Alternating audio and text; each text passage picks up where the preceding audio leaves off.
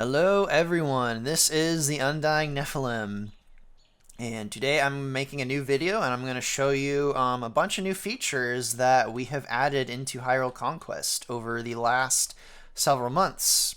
I'll be focusing mainly on the new heroes that are being added to all the factions. Every faction in the game will now have 6 heroes, so they're all getting 2 new ones that I haven't shown. I'll also be showing some other new things, such as the new user interface that Ascaris has added into the game down here, which is very awesome. And all the different factions in the game, some of them have a few new features that I'll touch on very briefly, like the Deku Scrubs have a new method of building bases. I won't go into super detail on a lot of the new features. I'll probably make other videos. I'll mostly be focusing on the new heroes right now. And in fact, a lot of the units and techs and bonuses that these new heroes give have not been finalized, so I won't go into tons of detail on that yet either. I'll basically just show the new heroes that all the factions have, and I'll probably give a brief background on them, kind of explain who they are for people that don't recognize them. And yeah, this video will probably feel a little bit sloppy compared to my other videos. I probably am not going to edit it. There'll probably be some awkward cuts because I'm going to have to reload the map with all the different factions. So I'll probably have awkward cuts when I reload the map. So pretty casual video, just showing a bunch of new stuff that we've added, because I wanted to get this video out because I'm not going to have an opportunity to record for a while after the next few days, and I didn't want to delay showing new stuff for another few weeks. So yeah, where shall I begin? Yeah, the new hero system. The way heroes work has been changed a little bit. Each faction now has 6 heroes, and these 6 heroes are divided into 3 categories, and each faction will be able to pick 3 of the 6 heroes instead of just 1. So you'll be able to mix and match the different heroes to kind of come up with different strategies and different builds for your factions. And as I said, the heroes are divided into 3 categories. On the left side, the first 2 heroes are what I would call like early game heroes or tier 1 heroes. They are generally weaker than the other 4, but the abilities and the bonuses and stuff that they give you are much more immediate. So if you pick one of these 2 heroes, you'll notice the effects and stuff they give you like right when you start the game. Like for example, if you pick Ceres, you can build churches immediately instead of waiting to tech up to build them. I believe the cost to tech up is cheaper if you select her, and things like that. On the opposite end of the spectrum, you have the tier 3 heroes, which if you select them, you won't really notice their benefits immediately. You'll notice them more in the late game. Like Raru gives you a very powerful defensive unit that you can't train until the city phase. Same thing with his techs. And then the heroes in the middle, or the tier 2 heroes, are somewhere in between, where you kind of see their effects around the mid-game. But yeah, so when you select one of the new heroes, this little box appears over here that will show all of their units and techs. Like I said, this video is going to be a little rough around the edges, so I haven't put them all in yet. But when you hover over the icons of the stuff, it gives you a little more detail, so you can kind of see what sort of things the heroes will give you as you're selecting them. So the first new hero that the Hylians are getting is Captain Krin from the Valiant comics. He's awesome. He punched Link in the face, I think, twice in his first appearance, so he's kind of a Chad. He's also sort of the captain of the guard from A Link Between Worlds, at least in Nephi canon, he kind of is, which ties him to the other hero, which is Ceres, who is one of the sages from A Link Between Worlds. In Nephi canon, she is one of Raru's 3 deacons, and yeah, she's one of the few characters from A Link Between Worlds I kind of like, and I thought she was a pretty good fit for the Hylians for an early game hero. Unlike the other heroes, she can't attack when you summon her. She's a healing hero, so she'll heal your wounded soldiers. And yeah, I'll go ahead and summon them from the Civil Center so you can take a look at them. Let me just turn on instant build so we don't have to wait for them to train. So I'll train Krin and Ceres. There we go. Another note, I haven't added the new sound effects for the new heroes, so they're all using the sounds from other units. I think Ceres is just using the sound of the workers right now. Let me disable the restricted camera. So there's Ceres and Captain Krin. Two new Hylian heroes. So he's just a pretty basic melee hero.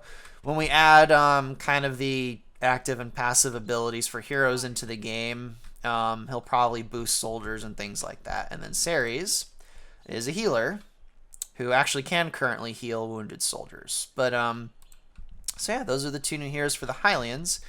But before I go into the Gerudo, I will show off Ascaris's new user interface. So he's changed the user interface around a bit.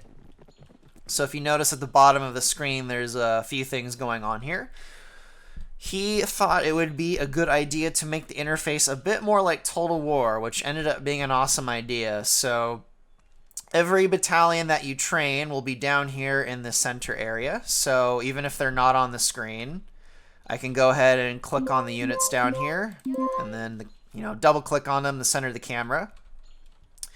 Your military units will be in the center box here, and then your non-combat worker units will be in this box over here.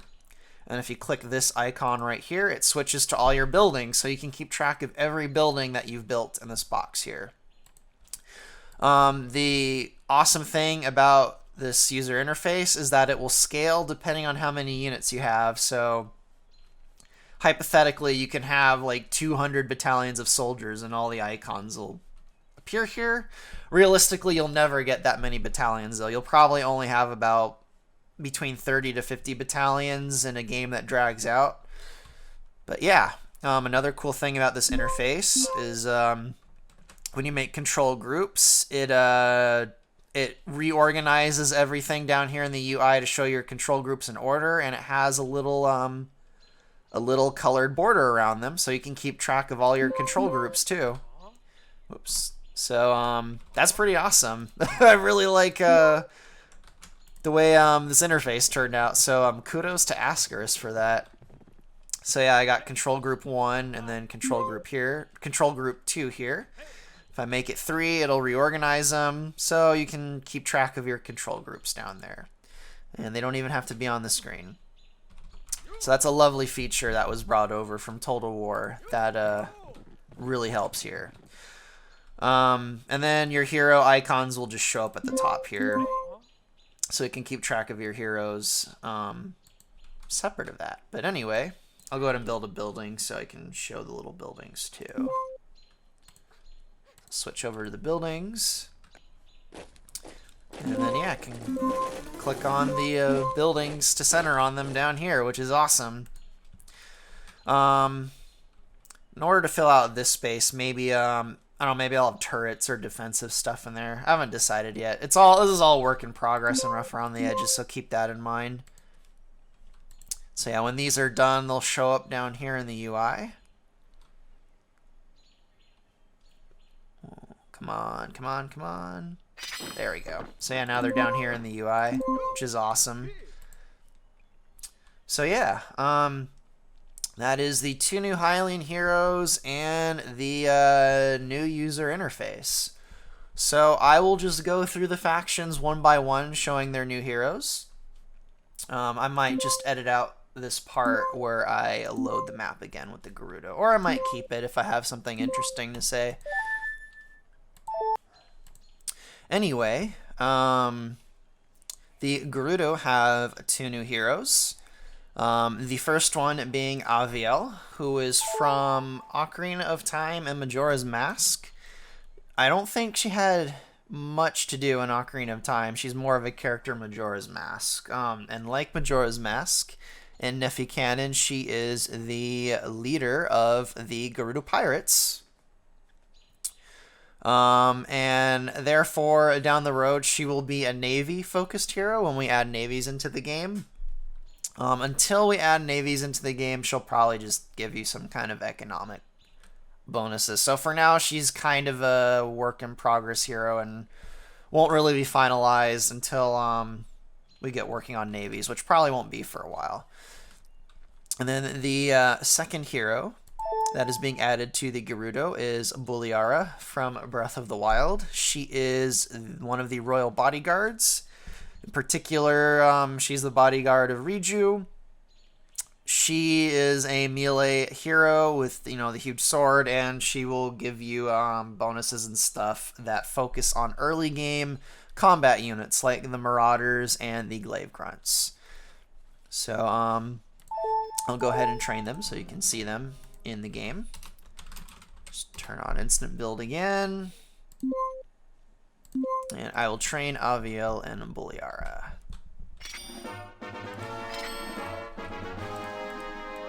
So there is, let me just make the camera so I can zoom in. There is Aveil, who I actually think is probably my favorite, the design anyway, is probably my favorite Gerudo hero. She might actually just be my favorite Gerudo hero in general, because she's a nice spunky character. And then Buliara with her huge claymore sword. It's not actually a claymore. They call it a claymore in the game, but it's not a claymore. So yeah, there's the two new Gerudo heroes. I think I will probably be picking Aveil most of the time. I probably won't pick Buliara that much. But you might, because you might like her abilities. So, I will go ahead and show the new Goron heroes now. Let's reload the map with the Gorons. Alright.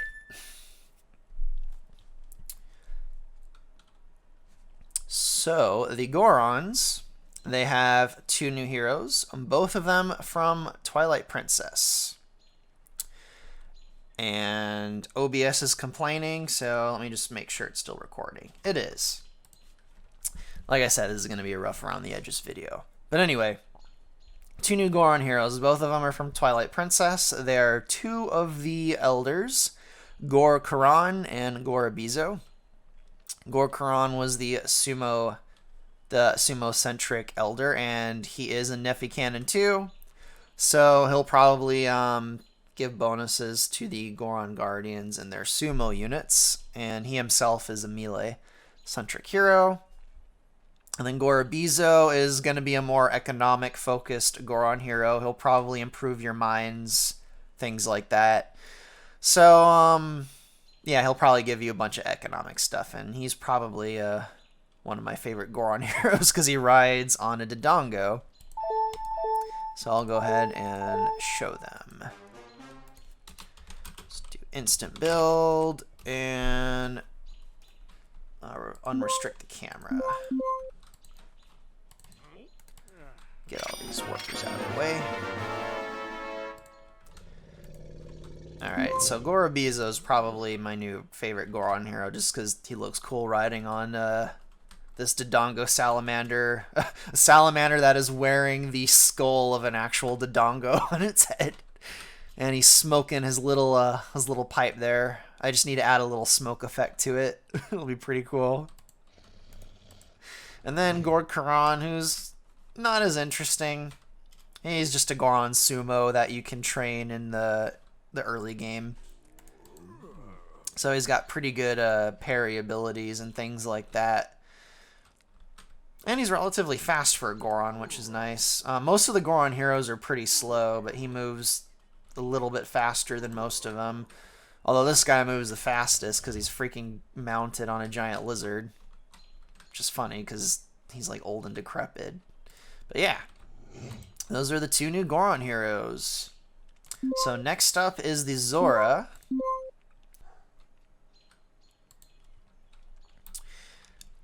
Anyway, probably had an awkward edit there. But anyway, I probably said Actually, I'm certain I've said on a few live streams several months ago that I was basically rebooting. I'll go ahead and use the word reboot. I was rebooting the kind of background and history of Hyrule Conquest because I was not satisfied with how it was going.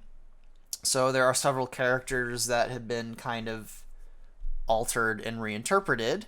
And one of them is Laruto, who, even though in Nintendo canon she was a High Zoran, for some reason 10 to 15 years ago I made her a Lanayru Zora, and I'm not even sure why. So she has been returned. I don't even know if that's a grammatically correct word.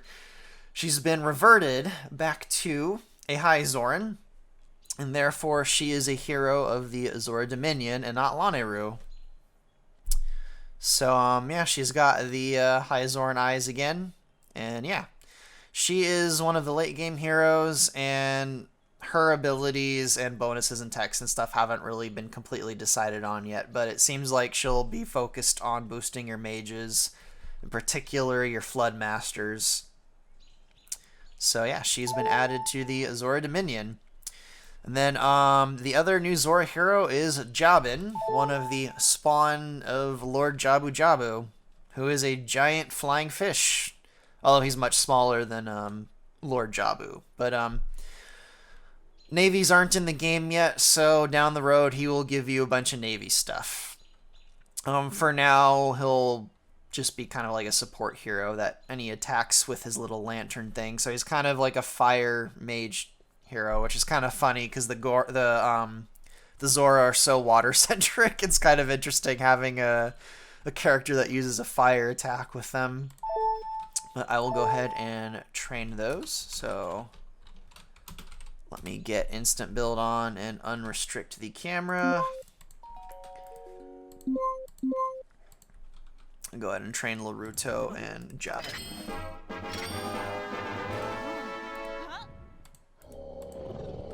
So his nickname is the Derpfish because he's kind of derpy and he's awesome. Even if you look carefully when he opens his mouth, you can even see like through the gills that he has. It's pretty awesome. I just love his floppy tongue. Oops. So yeah, he's probably I love his animations. I think visually he's one of the coolest new heroes I've added into the game just because he looks so bizarre. And then there's Laruto, who uses a bunch of water magic and stuff to kind of complement Ruto, who uses ice. So yeah, that is the two new heroes for the Zora. So let's go on to the Kokiri. Alright, next up we have the Kokiri, who also have two new heroes. And those two new heroes are both from Ocarina of Time.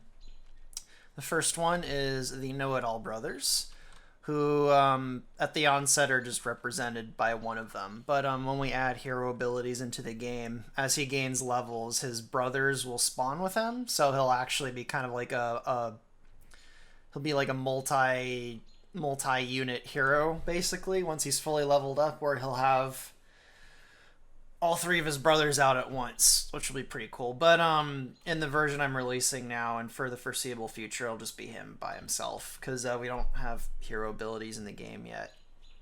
But that'll be pretty cool once that is implemented.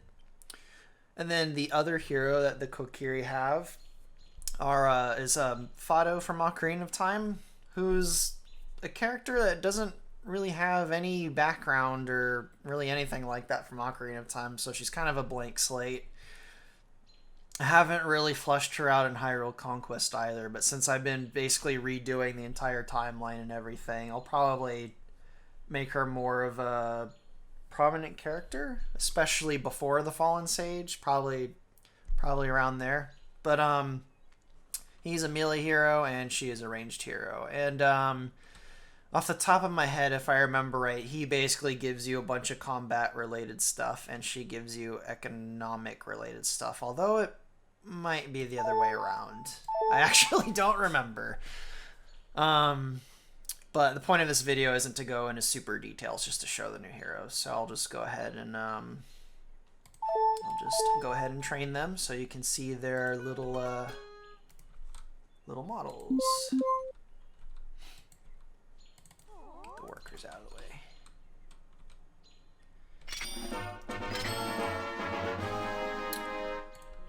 So, the first of the Know-It-All brothers, he's just got the little Kokiri sword and the Deku shield. And then Fado, she's got the slingshot. So, like the little... Even though you'll never, unless you use the debug mode, you'll never be able to zoom in this close. But if you do, you can actually see the little ears, like, flopping around, which is just...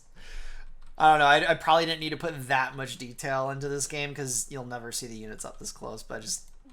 I don't know. I liked doing that to the Kokiri, making it so their ears are very animated. But yeah, those are the two new Kokiri heroes. So we will move on to the Gohma, who actually have quite a few changes, not just new heroes. So let me open up the Gohma.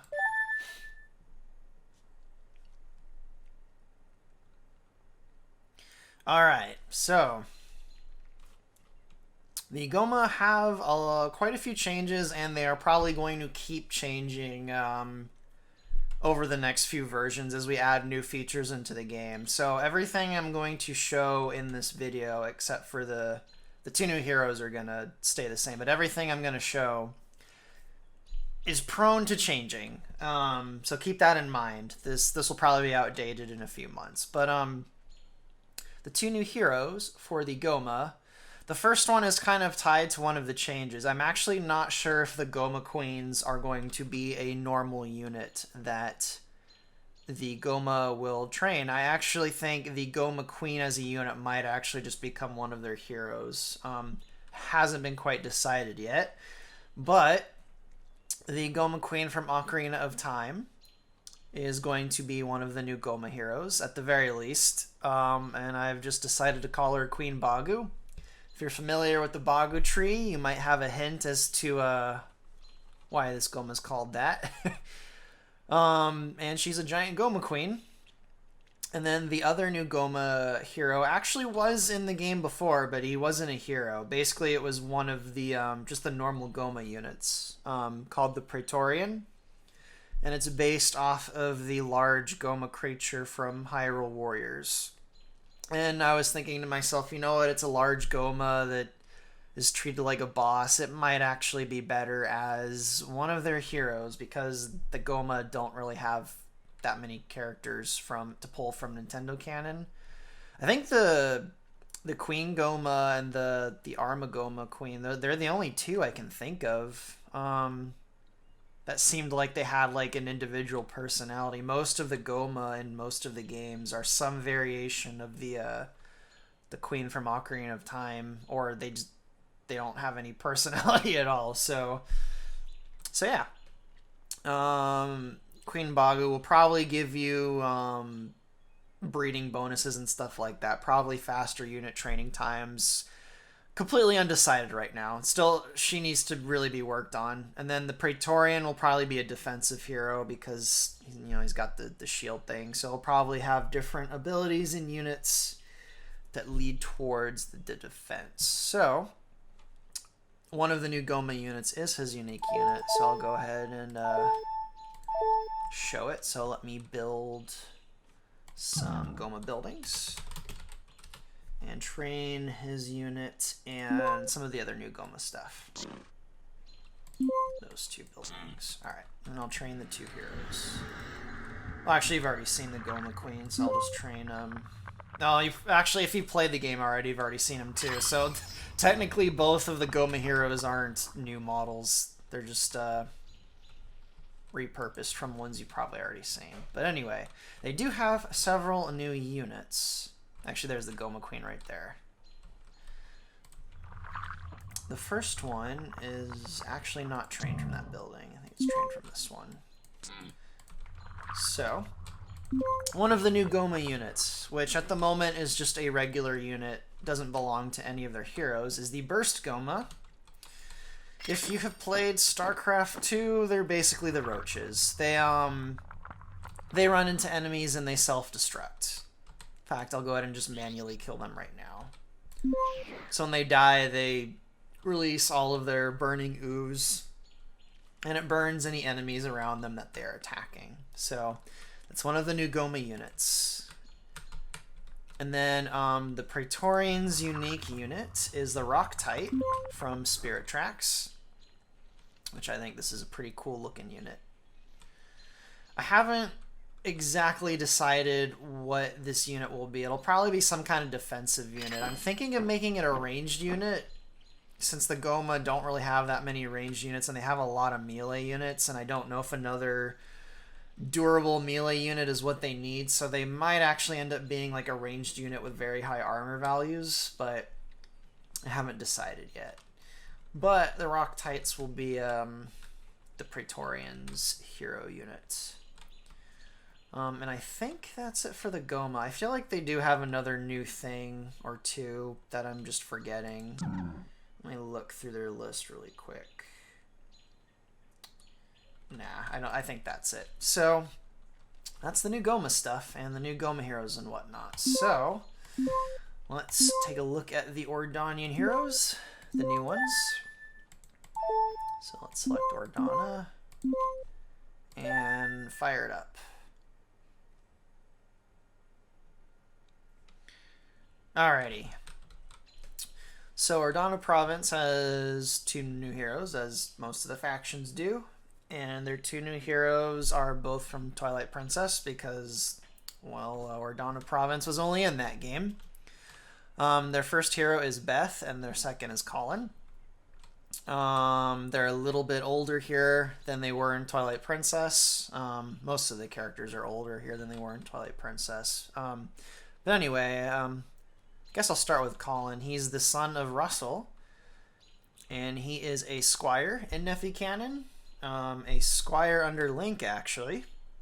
And in the game, he's just an early game kind of melee combat hero. He's not particularly strong. He's just a good hero to get out in the early game, which is why he's tier 1. And I haven't decided what their abilities and bonuses are yet. That's still something I need to discuss with other people, so I won't go into too much detail there. And then the other new Ordonian hero is Beth, who runs, what was the name of the store in Twilight Princess?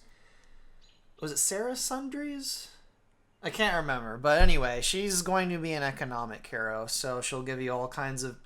Her stuff will probably affect the marketplace, since she took over the Ordonian marketplace in Twilight Princess. That'll probably also happen in Nephi Canon, so she'll probably give you a bunch of economic stuff. But she uses a bow and arrow, so she is a ranged hero too. And I'll just go ahead and train them so you can see them. Get instant build on.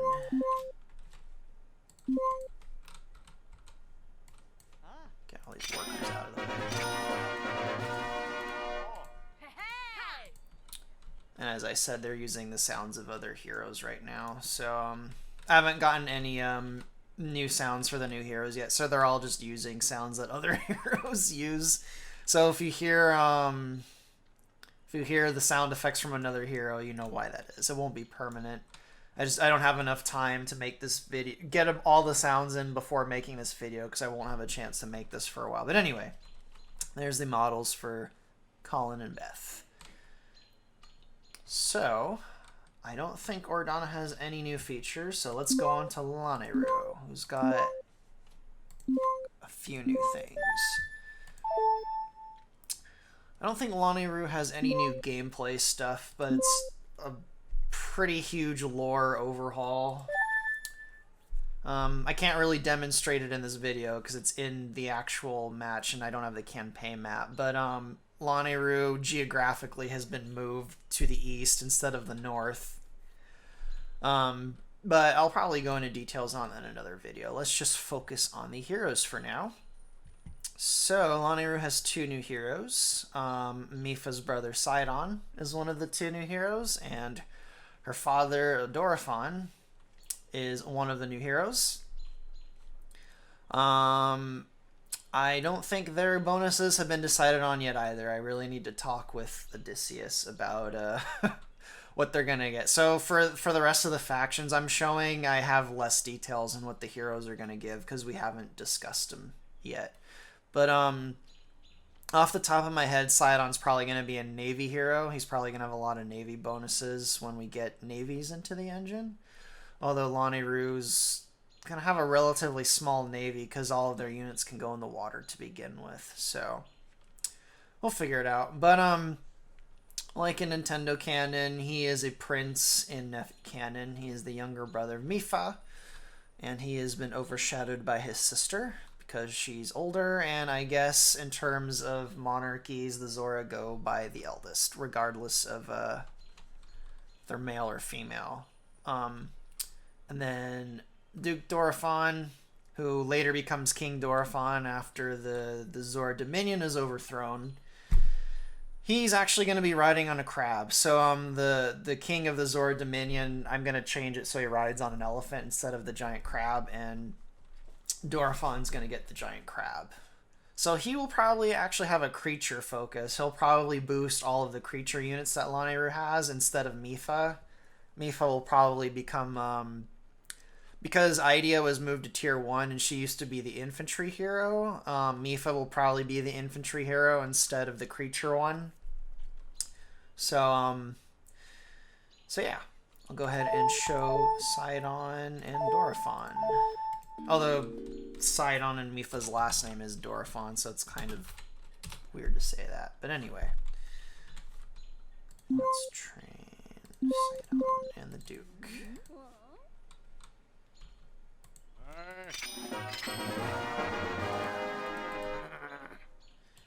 Come on, Sidon.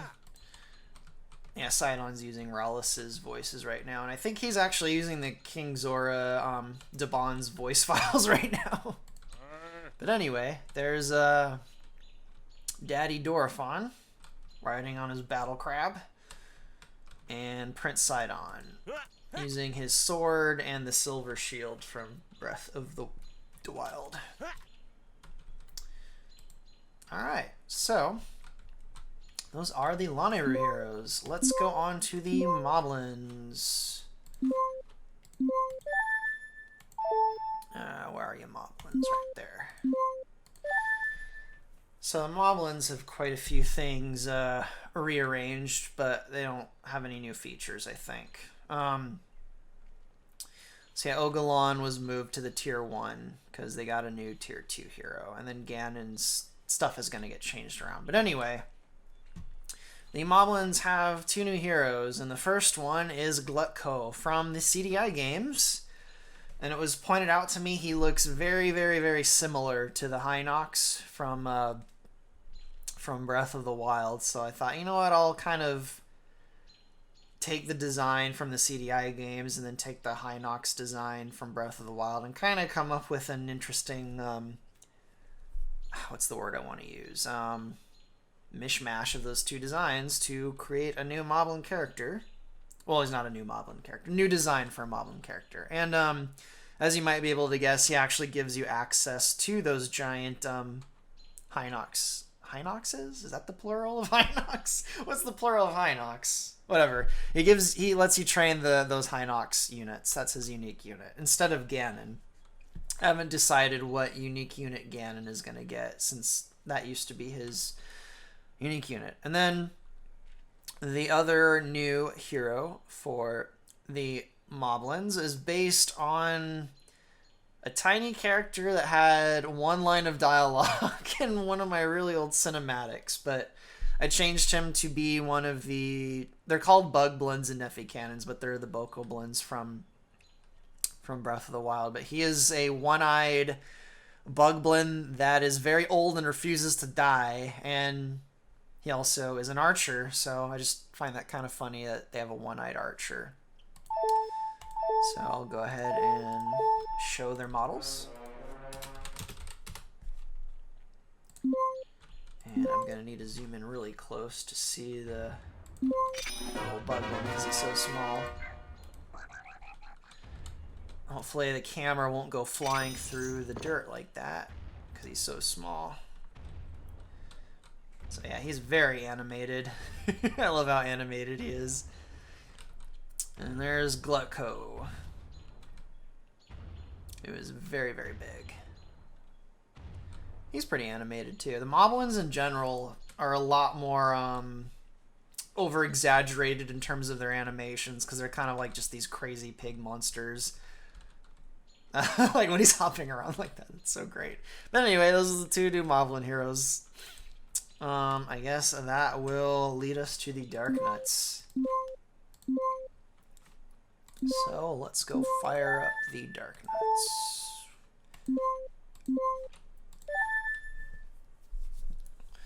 And they have two new heroes. The first one is Onon, who is the Darknut Prime from the Valiant comics, and I think he was in the cartoon also. The old cartoon from the early 90s. I can't remember, but I know for certain that he's in the Valiant comics. He's one of the Darknuts that are working for Ganon. They just call him Darknut Prime in those comics. But I use the name from one of my old Darknut characters, and then his title's just the Darknut Prime. So we got Onon, who is a ranged hero that throws javelins, because the Darknuts don't really have that many range things, so I thought it was an interesting idea to give him javelins. And then the second Darknut hero is Militron from the CDI games. His design is based on his sprite from those games, and not so much the cinematic, because he looks completely different in the cinematics of that game than he does in the actual game himself.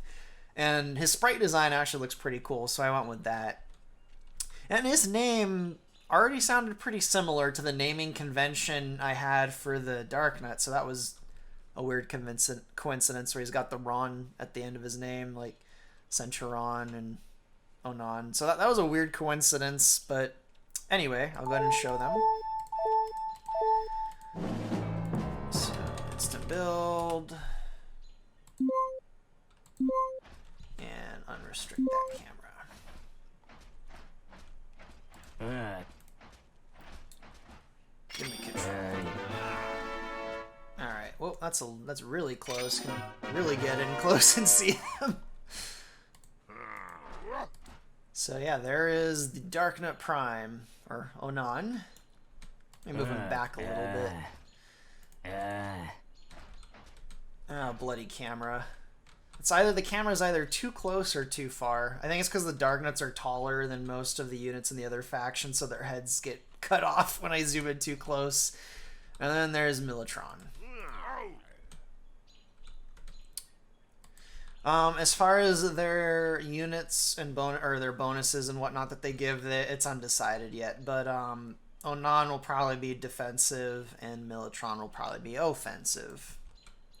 But we'll find out later. I'll probably do a video on all of the factions separately when all the details have been fleshed out for the heroes. So yeah, I might not even bother with discussing the potentials until they are figured out. So let's go right on to the next faction, which I think is the Deku Scrubs.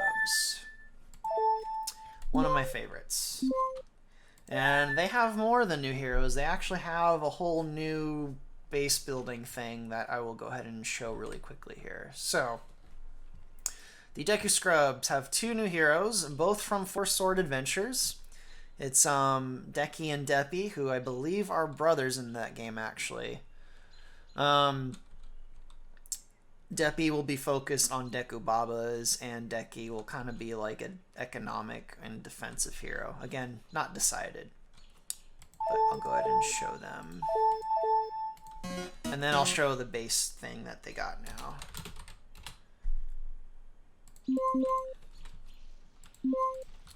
Let me get all the workers out of the way.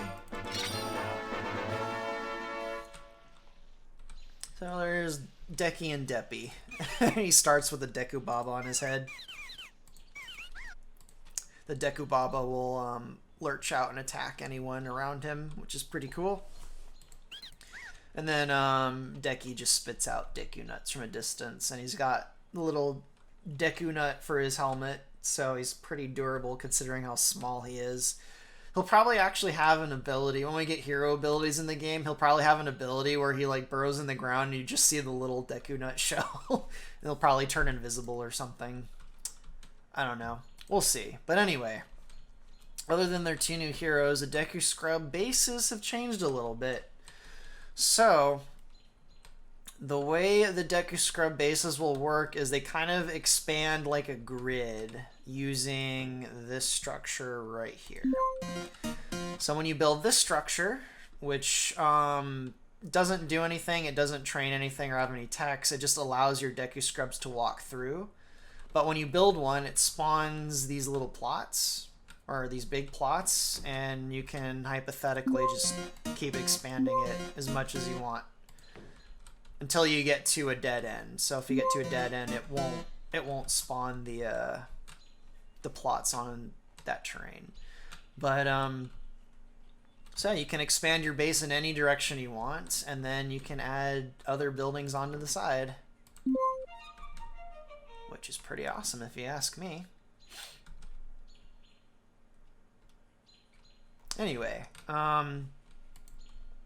yeah, I don't know if I have a name for the way their bases work. I guess I'll just call it like the grid system or something, because it basically expands their base like a grid. This system was going to be used for the Zora aqueducts, but I actually felt it worked better for the Deku Scrubs because their buildings are like perfect squares. And it was a little wonky with the Zora aqueducts, so yeah, it ended up being a Deku Scrub feature unintentionally. It's pretty awesome. I think Ascaris is happy with that, though, because if I remember right, it says the Deku Scrubs are his favorite faction. But anyway, there's their little scout flying around. Alright, well that's the Deku Scrubs. So we will go to the next faction, which technically is the Lizalfoss, but the Lizalfoss actually don't have 2 new heroes because they have 6 different deities that they can pick from, and I've already gone through all of their deities in the Lizalfoss video. If people, or if Odysseus and the team thinks it would actually be better for 6 heroes, and we can find a way to balance them, I might find a way to add 2 more heroes to them, but in the next release and for now, they only have 4 heroes. It's the same heroes that I showed before. And then they get the 6 different deities that I've also shown that they can pick from, because I felt like with all the deities plus the 4 heroes, they already had tons of units and techs that they can mix and match, that giving them 2 more heroes would just be like, would be overkill. They would have so many new, they'd basically be too powerful in terms of comparing them to other factions. They'd have way too many options, but there's a possibility in the future they might get more heroes. Right now they don't. So we'll jump over the Lizalfoss to Labrynna. And I think we're actually almost done. I think after Labrynna is just the fairies. But let's do Labrynna first.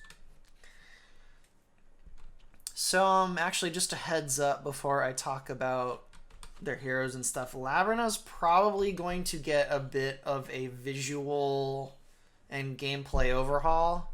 I'm really just not satisfied with the techie steampunk thing at all. I really do think Hyrule Conquest should be a mostly medieval game.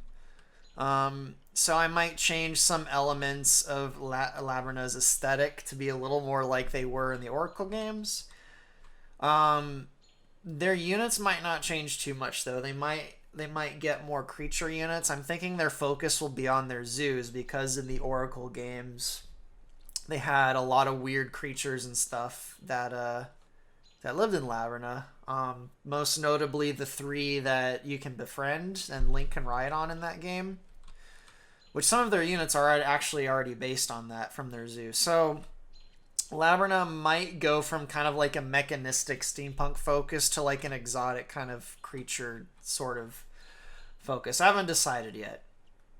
You guys that are watching this video can throw in your opinions if you want. I really think I actually considered, when I ported them from Hyrule Total War to Hyrule Conquest, I considered getting rid of the whole steampunk thing then, but I just felt too much pressure from the people that liked them to keep them, but I really think I'm going to get rid of this steampunk thing, so just a heads up.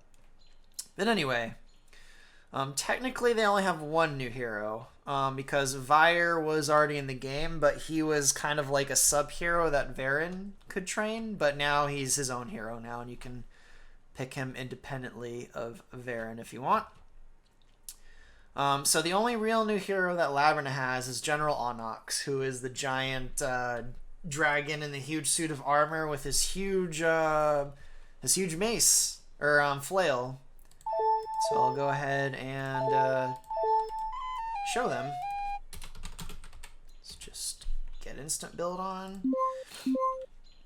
Actually, I'm pretty sure I've already shown Vire before, so go ahead and take a look at him just in case.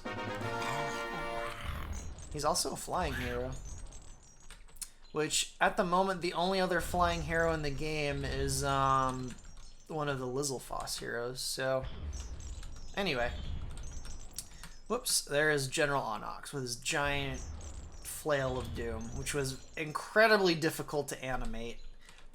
Chains are really, really hard to animate.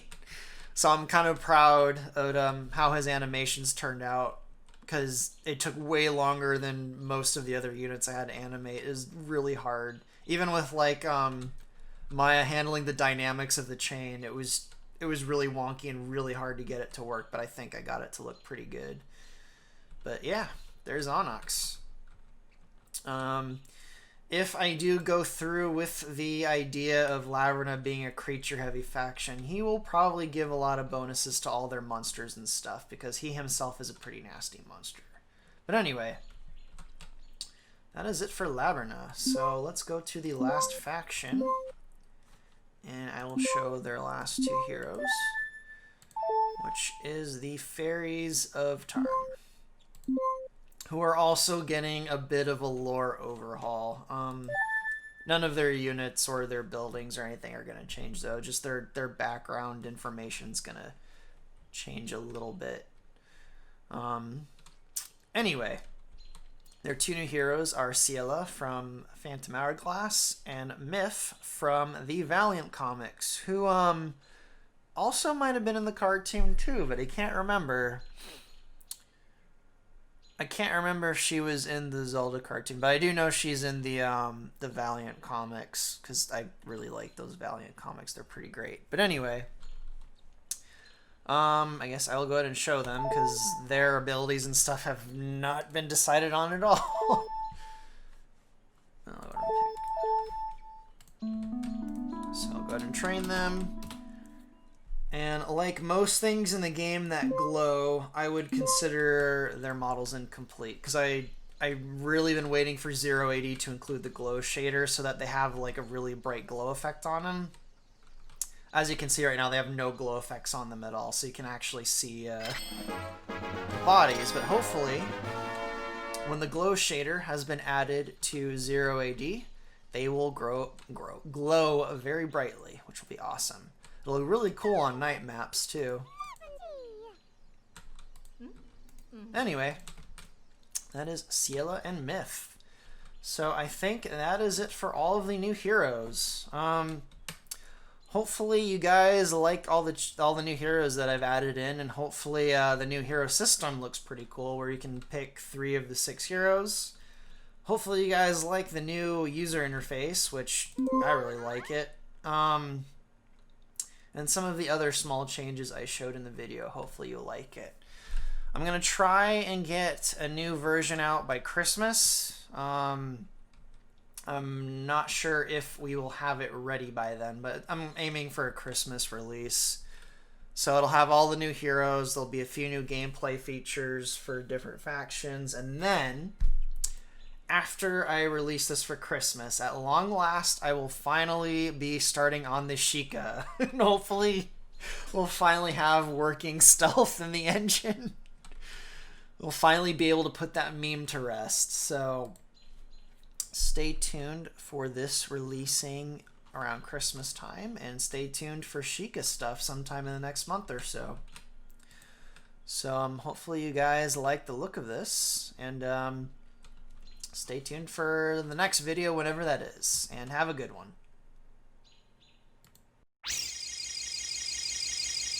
Hey, listen!